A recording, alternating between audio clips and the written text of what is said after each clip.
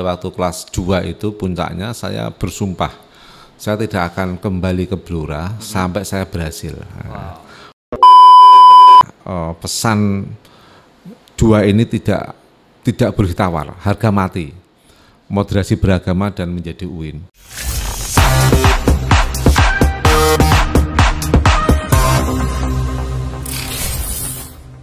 Assalamualaikum warahmatullahi wabarakatuh. Waalaikumsalam warahmatullahi wabarakatuh. Terima kasih, selamat datang di CIB Podcast. Kali ini kita akan berbincang hangat dengan salah satu pimpinan di IAIN Pekalongan.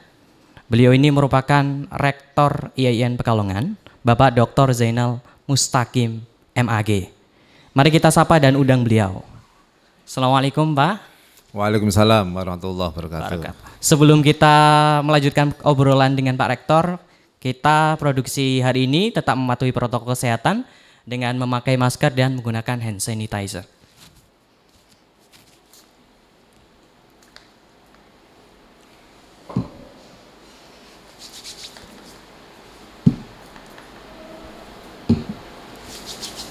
Oke, alhamdulillah. Gimana kabarnya Pak Rektor pagi hari ini? Alhamdulillah sehat, walaupun puasa harus tetap sehat dan semangat. Alhamdulillah. Di tengah pandemi nih Pak ya, di tengah pandemi produktivitas kita kadang naik turun. Selain menjalani kegiatan sebagai rektor, mengurusi berbagai tugas-tugas sebagai rektor di kampus, kegiatan apa saja yang biasanya Pak Rektor lakukan ketika berada di rumah? Ya, kalau pagi habis subuh biasanya setelah ngaji, biasalah ngaji sedikit-sedikit ya, itu ya, jalan pagi ya. Kalau tidak ya, kalau nggak hujan biasanya sepedahan ya. Ya keliling around perumahan ya, sampai Bindagria, pulang lagi ke rumah untuk menjaga kebugaran. Saya pernah menyampaikan bahwa pimpinan itu salah satunya harus punya physical intelijen ya, jadi kecerdasan fisik ya, artinya harus menjaga tubuh ini supaya bisa bekerja maksimal itu. Ini menarik ya Pak ya. Jadi Pak Rektor ini juga pecinta olahraga sepeda, apalagi Pak biasanya Pak? Saya ya sepeda, tenis meja, badminton ya. Makanya kan di kampus ini kan saya bangun lapangan badminton itu. Bener banget. Jadi nanti ditunggu barangkali ada fasilitas-fasilitas olahraga yang lain. Oh iya, pastinya begitu. Alhamdulillah. Oke. Kita mungkin banyak mahasiswa yang belum kenal secara lebih dalam dan secara lebih banyak tentang Rektor IAIN Pekalongan yang baru, Pak Zainal. Ya. Saya dapat informasi bahwa Pak Zainal ini lahir di Blora. Blora, ya, betul. Lahir di Blora. Ya. Bagaimana ceritanya Pak Rektor? Pak Rektor ini kan sudah jadi dosen sejak tahun 99. Pekalongan. Lahir di Blora, kecil dan tumbuh di sana. Ya. Dan bagaimana ceritanya sampai ke Pekalongan? Oke, ceritanya cukup panjang dan romantisme kehidupan luar biasa menurut saya. Jadi pada waktu lahir ya saya sampai SMP di Blora ya. Tapi kehidupan kan tidak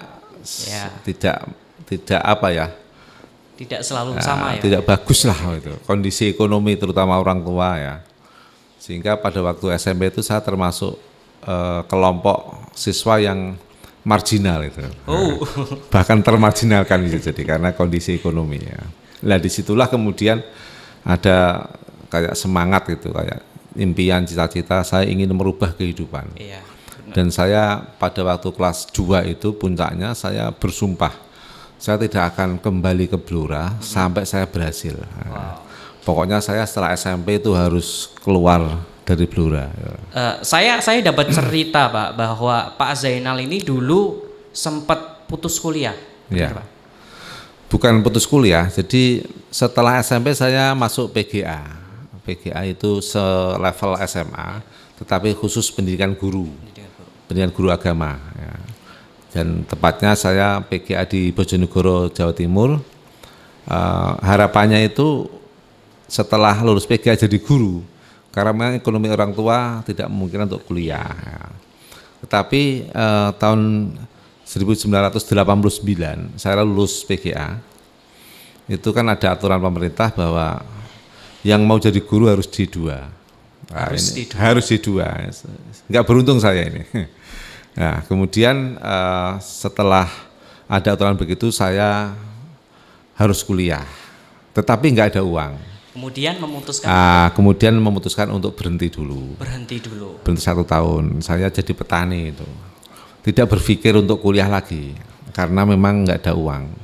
Tapi pada waktu jadi petani itu saya teringat pada waktu capek habis nyangkul itu, kalau saya begini nih istri saya nggak cantik nanti ya. Bener banget, betul Pak. Itu motivasi saya itu. Betul, itu hak, itu saya punya anggapan begitu. Sehingga saya hanya 6 bulan jadi petani. Kemudian 6 bulan sebelum atau 3 bulan sebelum pendaftaran mahasiswa baru saya sudah ke Semarang untuk persiapan.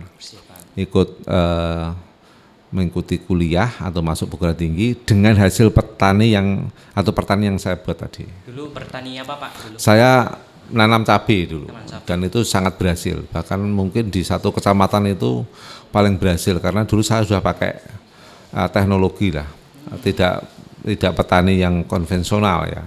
Sehingga hasilnya memang luar biasa dan itulah yang saya jadikan modal untuk kuliah. Sampai hari ini masih suka cocok tanam Pak? Oh ya, kalau suka ya suka, tapi kan sudah tidak kuat panasnya. Okay.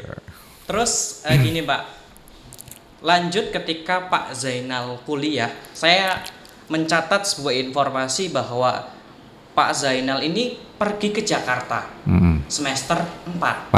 Ya betul. Benar Pak? Betul. Jadi uang hasil pertanian saya itu, hasil nanam cabai itu hanya cukup untuk 3 semester. Habis itu habis uangnya untuk membayar SPP nggak ada uang saya. Saya semester 4 itu sebetulnya mau berhenti kuliah. Saya tuh mau ke Kalimantan, mau kerja di pabrik.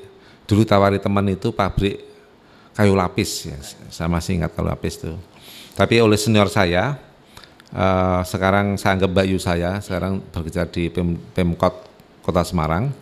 Saya dipaksa untuk terus kuliah dengan cara dipinjami uang untuk bayar SPP. Pada waktu itu hanya 96.000. Berarti itu semester 4-nya. Semester 4-nya. Lah, pada waktu liburan itu untuk mengganti uang pinjaman itu saya ke Jakarta untuk bekerja. Untuk mengembalikan uang.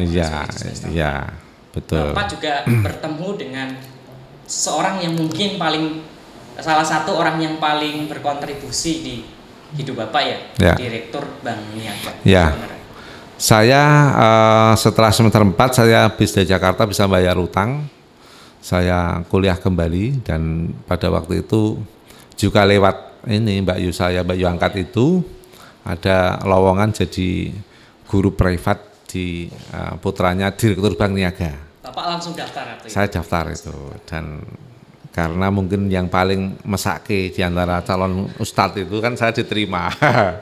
Karena saya kehujanan naik bis kota dari Pengalian ke Simpang 5 itu, kehujanan itu dari turun di depannya Masjid Baitur Rahman ke rumahnya Direktur Bank Niaga itu kehujanan dan nggak ikut seleksi, malah langsung oleh Ibu Bank Niaga itu saya disuruh ngajar anaknya. Oke, dari cerita Bapak tadi mulai dari perjuangan menjadi pelajar, kemudian kuliah, pergi ke Jakarta, apa yang bisa dipelajari anak muda? Apa yang ingin Bapak katakan kepada anak muda, terutama mahasiswa-mahasiswi di IAIN Pekalongan? Oke, yang pertama tentunya kita harus punya cita-cita dulu ya, cita-cita untuk merubah kehidupan kita sendiri. Punya mimpi gitu. Punya mimpi, cita-cita. Karena kalau tidak punya mimpi itu ya nanti kita tidak punya gerak apa-apa. Nah, saya kan cita-citanya dulu kepengen istri cantik sebenarnya. Punya istri yang cantik sehingga saya mau kuliah. Jadi memang tidak melulu niat awal itu baik. Tapi bisa juga prosesnya jadi baik gitu kan. Ya. Yang kedua semangat ya. Jadi semangat, jangan sampai kita putus harapan. Nah, kemudian kita juga harus selalu yang berikutnya berusaha untuk menjalin hubungan dengan siapapun ya. Siapa tahu dari hubungan itulah kita nanti akan banyak jalan ya, kita tidak pernah tahu Pak ya siapa yang akan membantu ya, kita betul, ke depan. Ya, betul itu. Hingga perjalanan Pak Rektor dari seorang pelajar kemudian berhasil meraih gelar S1 tahun 95, S2 tahun 2000, kemudian berhasil meraih gelar doktoral 2016 di bidang manajemen pendidikan di Universitas Negeri Semarang. Sampai sekarang mengabdi di IAIN kurang lebih berarti 22 tahun Pak Rektor mengabdi di IAIN Pekalongan dan kini menjadi Rektor IAIN Pekalongan.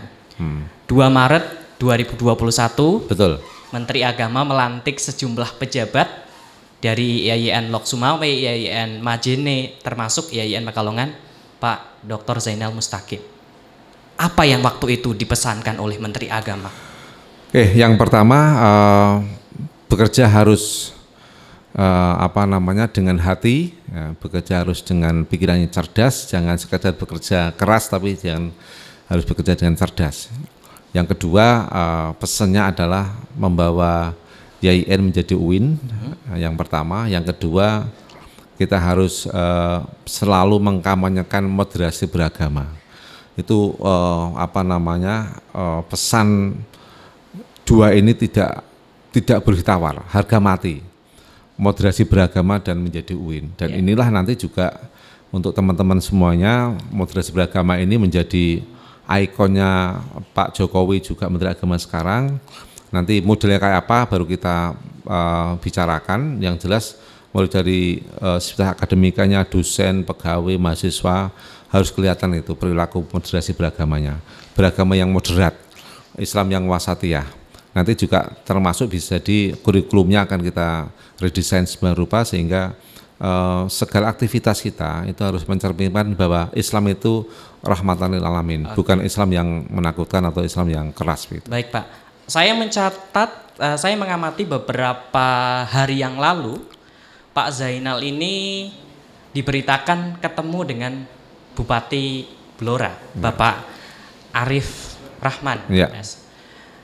Apakah menjalin kerjasama dengan pemerintah Kabupaten Blora itu termasuk langkah konkret yang dilakukan oleh Pak Rektor untuk mencapai dua hal yang dipesankan oleh Menteri Agama tersebut? Kalau itu di luar itu, di luar itu. Yang jelas kita ini akan menjalin kerjasama dengan siapa saja. Termasuk pada waktu itu saya pulang ke Blora, kemudian Pak Bupati ingin ketemu, ya saya sampaikan IAIN bisa bekerjasama dengan Pemda Kabupaten Blora untuk Tridharma Perguruan Tinggi, pendidikan, pengajaran, penelitian, dan pengabdian pada masyarakat. Artinya nanti bisa juga suatu ketika IAIN Pekalongan itu bisa menerjunkan KKN untuk di Blora sana ya, untuk mengabdikan diri ya, untuk membangun masyarakat Blora. Yang kan kita tidak dibatasi oleh lokal, oleh kedaerahan tidak. Bahkan ke depan ini saya juga mendorong Pak WR1 dan WR3 supaya nanti ada KKN lintas lintas daerah kayak KKN Nusantara. Nanti KKN yang di tempat yang terjauh, terluar dan mungkin terlagi yang di Indonesia itu ya. Ini siap-siap ini ya teman-teman yang mau semester akhir. Ini Pak Rektor sudah kode-kode untuk KKN bisa di luar. Ya. Pasca pandemi ya Pak ya. Pasca pandemi. Oke.